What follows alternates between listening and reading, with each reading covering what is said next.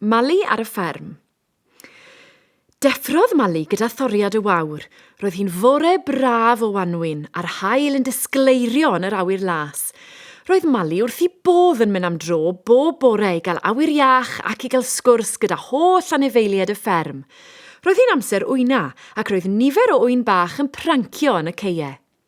Heddiw, roedden nhw wedi penderfynu cynnal diwrnod mabwl gampe, felly bant â Mali i fus nesaf. Ar ei ffordd, gwelodd Mali Sara'r sgwarnog yn ei dillad chwaraeon yn canu'n braf. Daw hyfryd fus, Mehefin cymbo hir. Bore da, Sara, dyna gan fach hyfryd.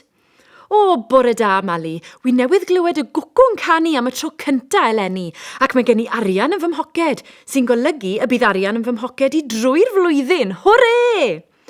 Wel, dyna lwc dda, meddai Mali. I ble wyt ti'n mynd ar frys? Mae'n ddiwrnod mabwl gampe yr wyn bach, meddai Sara'n gyffroes. Dere gloi cyn iddyn nhw ddechrau. Ar y buarth, roedd Twm y Tarw yn chwarae pêl droed gyda Pero a Del y cwn defed. Dewch i chwarae, meddai Twm. Wel, diolch am y cynnig, Twm, ond rydyn ni ar yn ffordd i weld yr wyn bach. Maen nhw'n cynnal diwrnod mabwl gampe yn y ca, atebodd Mali. O, mae hynny'n swnio'n hwyl, gawn ni ddod, gofynnodd Del. Wel, cewch siŵr, atebodd Mali. Mali, Mali, brefodd osian yr oen wrth weld Mali'n cyrraedd. Bore da, wyn bach, mae'n ddiwrnod braf ar gyfer mabwl gampe. Ydy, Mali, dere ymuno â ni yn y ras. Chwarddodd Mali, iawn osian, dewch i ni weld pwy all redeg gyflyma. Bant â ni! Roedd Mali allan o wynt yn llwyr, roedd yr wyn bach i gyd yn gynt na hi. Daeth parddu'r gath i'r golwg gyda Sian a Wil yr hwyaden a'r barlat.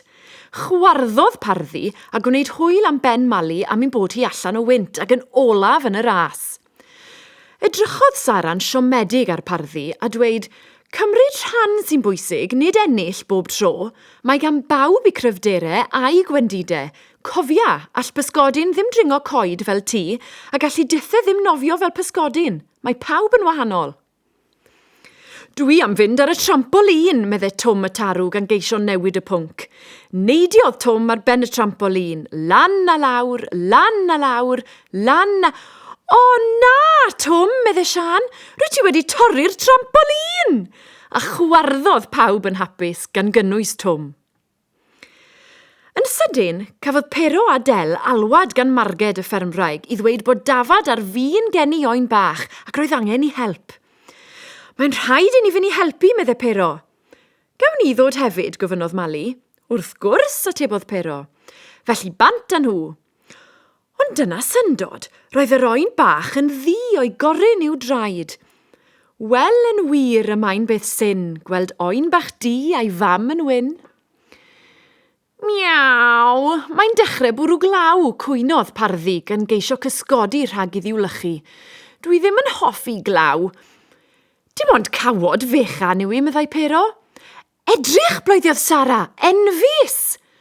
Ebryll tywydd teg a ddaw gyda gambell, gawod law, adroddodd Mali. Wel, rwy ti'n llawn dywediadau diddorol, meddai Sara, a dechreuodd y ddwy ganu can yr enfus. Erbyn hyn, roedd yr haul yn dechrau machlyd a daeth dilys mam Mosian i alw arno i gael swper. Iawn, mam, dwi'n dod! Diolch am ddiwrnod llawn hwyl a sbri, meddai Osian wrth Mali. Nos da, Osian, welwn ni di fori, meddai Mali'n flinedig. Mae well i ni throi hi am adre hefyd. Dere i ni gael casglu blodau ar y ffordd adre, meddai Sara. Syniad campus, meddai Mali. Dwi'n gallu gwynto'r eithin, fy hoff arogl yn y gwanwyn. Roedd pawb wedi cael diwrnod wrth i bodd yn chwarae a chael hwyl.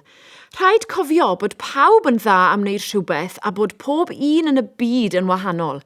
Gwneud ein gorau glas sy'n bwysig a mwynhau pob camp wrth gwrs.